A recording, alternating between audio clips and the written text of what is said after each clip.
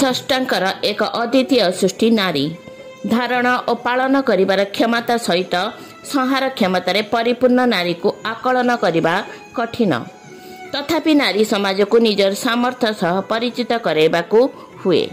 समानतार अधिकार सह सशक्तिकरण पाई पदक्षेप नवा आवश्यक हुए। स्वर रे तार अच्छी दाम्भिकता, स्वप्न रे आग्नेय आह्वान, जेबे से नीरवता भांगे विश्व हुए गुंजरण। तार स्वप्न जेबे डेणा छाड़े माटीरू आकाश ओह्लाए। से नारी अबला दुर्बला नुहे, सेवा और ममतार भावासिक्त बहमान नदीटीए। सृष्टिर सर्जना पाई देई पारे अमृतर बारी, से पुणी आनीपारे प्रलयर विनाश लहरी। नारी केते रूप केते छंद, खूब जत्न जीवनर नाना रंग पुट देई षष्ठा जेमिति गढ़ी ए अद्वितीय स्वरूप को। केबे से जननी भगिनी जाया, केबे सेविका सुरक्षा दात्री सर्वोत्तमा।